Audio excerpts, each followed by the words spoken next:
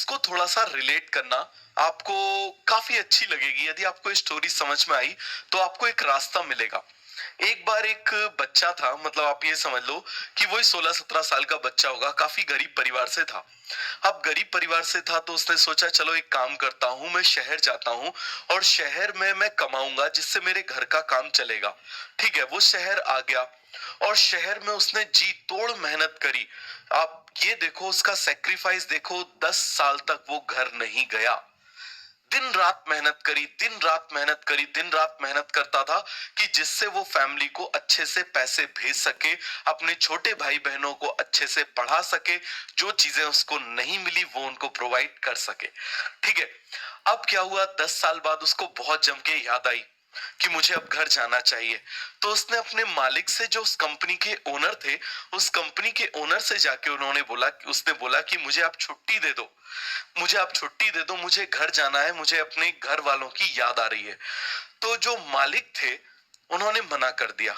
समझना इस बात को, मालिक ने क्या कर दिया, मना कर दिया। जो वो चाहता था वो उसको इमीडिएटली नहीं मिला, मना कर दिया। उन्होंने बोला कि मैं तुमको छुट्टी दे दूंगा लेकिन घर जाने से पहले ये आखिरी टास्क, ये आखिरी काम करके चले जाओ। तो बोले कौन सा काम है? तो उसने बोला कि एक काम करो, एक घर ढूंढ दो मेरे लिए, मुझे वो घर खरीदना है। बोले अच्छी बात है।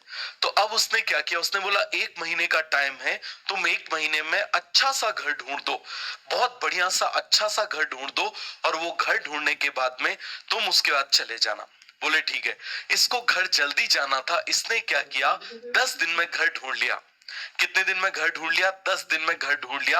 और ढूंढने के बाद में खरीद के, मतलब कंपनी से पैसे ट्रांसफर करा के वो घर खरीद के और उसकी चाबी मालिक को दी और बोला अब मैं जा रहा हूं। तो मालिक ने पूछा कब आओगे? बोले टाइम लगेगा। तो उसने, जो मालिक है, उन्होंने बोला एक काम करो, अपने घर वालों को, सभी लोगों को यहाँ लेकर आ जाओ, और अपने ऑफिस की गाड़ी भी साथ में दी कि ये गाड़ी लेकर जाओ और अपने घर वालों को सभी को यहाँ पर लेकर आ जाओ। तो उसने बोला कि मेरे पास तो उनको यहाँ रखने के लिए इतना बड़ा कोई घर है नहीं, मैं तो ऐसे कहीं भी रह लेता था। तो जो घर अभी उसने खरीदा था, मालिक ने वही घर की चाबी उसको दी और बोला कि ये घर तुम्हारा है, ये घर तुम्हारे लिए खरीदा है, ये तुम्हारी, तुमने इतने अच्छे से जो मेहनत करी है, इतने सालों में जो काम किया है, ये उसकी तरफ से, हमारी तरफ से तुम्हारा, तुमको क्या है, गिफ्ट है। अब वो सोच में पड़ गया, बड़ा टेंशन में आ गया। उसने बोला कि यदि आप ये बात मुझे पहले बताते तो मैं और अच्छा घर ढूंढता, बहुत अच्छा घर ढूंढता।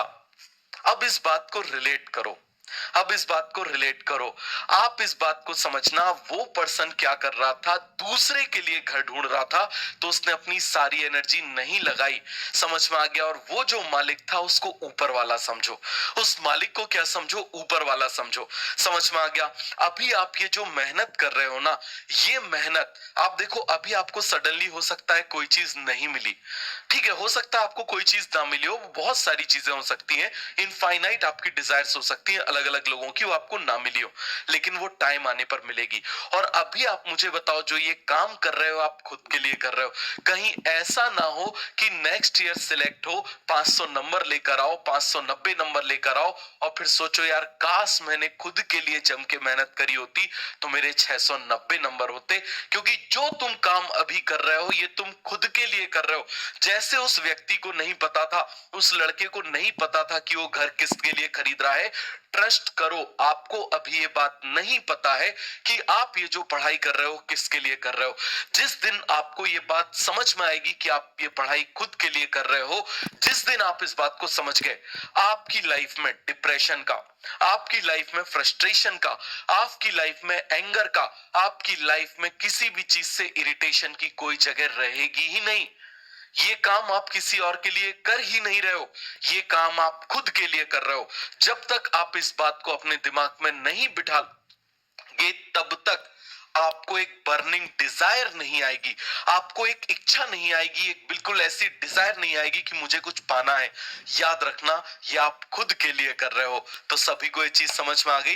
तो ये स्टोरी मेरी तरफ से आप लोगों को डॉक्टर्स डे का एक गिफ्ट था, आप इसको समझ लो। यदि आपको ये चीज समझ में आ गई, ये कोई मोटिवेशन नहीं है, मैं आपको कोई मोटिवेशन नहीं दूंगा।